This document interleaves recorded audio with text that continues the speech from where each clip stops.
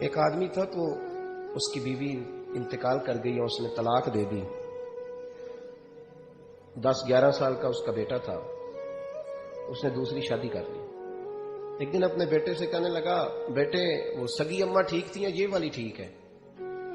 تو بیٹا کہنے لگا, ابا جی یہ ٹھیک ہے. وہ سگی امی جھوٹ بڑے بولتی تھی, سگی امی جھوٹ بڑے بولتی تھی, جھوٹی تھی, یہ سچی ہے. اس نے کہا, بیوقوف تیری ماں جھوٹی تھی. اس نے کہا, ابا بڑی. کہا کس طرح؟ کہنے لگا, ابا جی میں نا کبھی, آپ کو پتا میں شرارتی ہوں, کبھی میں شرارت کرتا تھا نا, کوئی برتن توڑ دیتا تھا تو میری سگی اماں مجھے تھپڑ مار کے باہر نکالتی تھی. کہتی تھی میں تالا لگاؤں گی باورچی خانے کو, تجھے ساری رات روٹی نہیں دینی, تو آج بھوکا ہی رہے گا.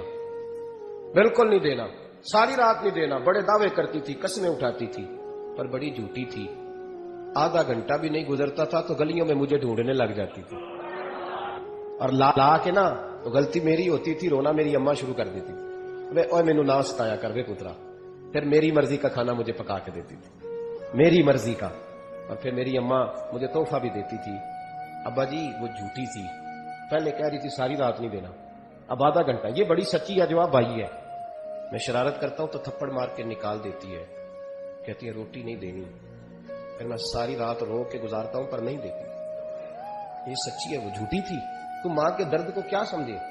بچے تو کہتے ہیں اماں نے ہمیں قید کر دیا, اماں کہتی ہے میری مرضی سے کھاؤ. اور تجھے نہیں پتا اس نے قید نہیں کیا, وہ تم سے پیار بڑا سچا کرتی ہے, اور بڑا سچا پیار کرتی ہے تیرے ساتھ, بڑا سچا. کہ میرے جیسے پیر کے ہاتھ میں 5000 روپیہ نذرانہ دو نا, پیر صاحب دعا کرنا, تو پیر صاحب نے دعا پکی یاد کی ہوئی ہے سب کے لیے, رٹی رٹائی, اللہ خیر کرے, اللہ بھلا کرے, اور سب کے لیے رٹا لگایا ہوا ہے.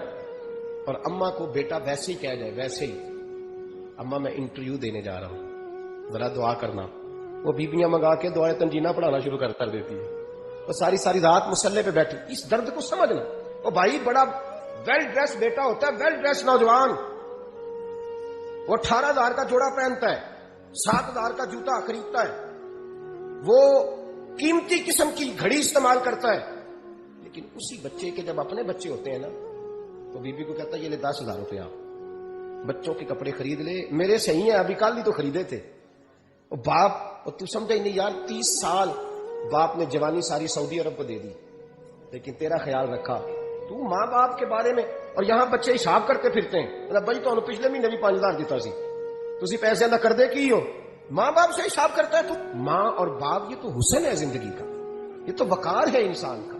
جب تک ماں باپ کا ہاتھ پکڑ کے چلو گے نا, رستے سیدھے رہیں گے. اور جس دن انگلی چھوڑ کے سڑک پہ نکلنا پڑا نا, سر چکرانے لگے گا. یاد رکھنا, یہ بڑا مشکل کام ہوتا ہے.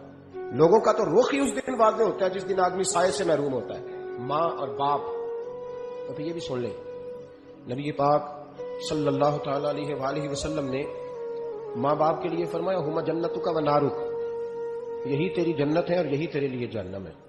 اگر یہ راضی ہو گئے تو تیرے لیے جنت ہے, ناراض ہو گئے تو چاہے تو 100 پیر کے مزار پہ حاضری دے آ, لیکن جب تک ابا راضی نہیں اتنی دیر تک اللہ راضی.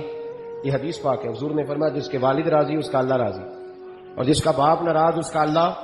ہاں بے شک, اب یہ حدیث ہے نا, تو سارے ولی ایک طرف بیٹھ جائیں, کہیں یا اللہ بخش دے مرید کو, لیکن اگر ابا کہے یا اللہ نہ معاف کرنا, تو اللہ ان اولیاء کی نہیں مانتا, والد کی مانتا ہے. اس لیے بلے شاہ آسمانی اڈ دیاں پڑھنا ہے, جیڑا گھر بیٹھا انہوں پڑھیا ہی نہیں. بھائی یاد رکھو, ماں باپ سے پیار کرو, ان کی خدمت کرو, ان کے پاس بیٹھا کرو, اور ماں باپ کو ٹائم دیں, وقت دیں, چند گھڑیاں ان کے پاس بیٹھیں.